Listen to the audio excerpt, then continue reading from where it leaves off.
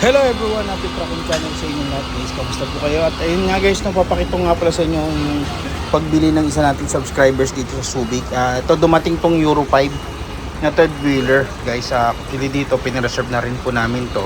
Pero may usapan po kami dito, pag hindi po namin nagustuhan, no, pwede po namin i-transfer yung dinown namin dito sa truck na to. So dito guys, no, sa pag-check namin, yung appearance maganda kasi dahil mga nakabit na ibang accessories. Tapos guys, nag-decide kami na mag-tain muna sa iba at pumunta kami dito kay Worthy. Sinilip din namin itong mga truck niya dito, no? Halos sa mga sariwa din naman guys, no? Pero meron din talagang ilan na may mga tagas, no? Na minsan kasi yung tagas kasi guys, depende sa tagas yun, no? Kung kailangan, kung tagas niya ba i-minor, pag yung tagas niya kasi guys major, medyo mas malaki na rin gawain, so hindi na rin siya magiging consider na sariwa kung gagawin pa din. Pero yun nga, namili pa rin kami dito. Dito sa unit namin na to, pinresyohan kami dito ng 1.575, no, ang presyo, or 1.675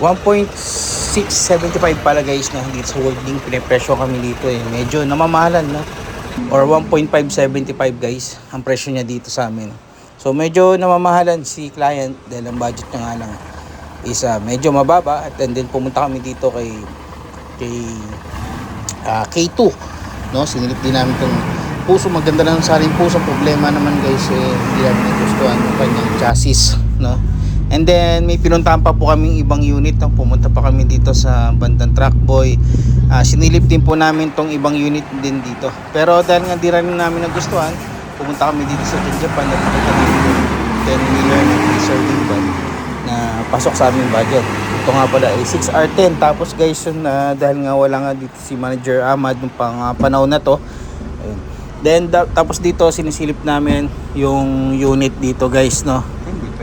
Sinisilip namin dito. Ang issue lang dito guys, yung manual, yung transmission niya medyo matigas, so ipapadagdag namin yun sa job order, no. I-request namin na meron kasing gawing smooth. Inisip namin dito baka yung pagkaka-convert yung cable lang, sa iba lang madaming pinaglikuan kaya matigas, no.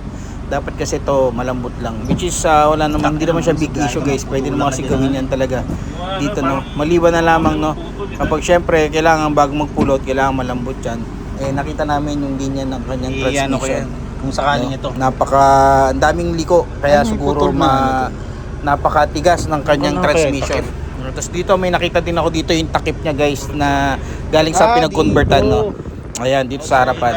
Ang napansin ko dito guys sa unit na nabili namin sa Japan ay Katay. Sabi ko, mas maganda ang Katay kaysa brand new, kasi guys ang brand new local, ang pangit ng quality. Kaya maganda kung makipag-deal kayo, kunin naman yung brand new. So, ayan. Dito, tamang ikot kami, tamang inspection lang dito sa mga unit na to na dapat namin yung pa-job order. Dahil nga, pag bibili ka dito sa Japan, kailangan guys, ikutin nyo yung truck, no. Ipa-request nyo na dapat nyo ipa-request dahil nga dito sa Japan. As is where is po dito. Pero dito, trip din namin yung freezer. Napakaganda ng freezer, no.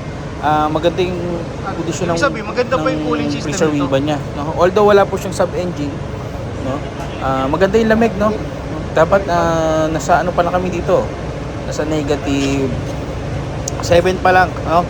Negative 10 or 7 pa lang. Sabi naman dito, kukondisyon pa rin naman, no. Kalagay din sa job order. After namin may inspection, sabi ko ilista pa rin ulit, no. Double check yung mga dapat pagawa, change oil, yung mga included sa unit na dapat ilagay, no. Pala guys, no, dahil yung manager wala dito, pumunta po kami sa Lubao. Yan, pinahin na namin yung Lubao para makipag-deal. At finally guys, no, nang makarating kami dito sa Lubao, Japan, yan, tinuloy na po namin ang deal, no. Medyo ginabi na rin po kami dito. Kaya ayun, nagka-deal po kami dito sa unit to. Kaya maraming salamat sa panonood nyo, sa pagtitiwala nyo. Kung ikaw may mga hinanap pa ng unit, ayan, message lang po kayo. Thank you, maraming salamat. Pasensya na po sa mga hindi ko pa agad nasasagot. Happy tracking channel everyone. Thank you, bye bye and God bless. Babalikan ko po kayo.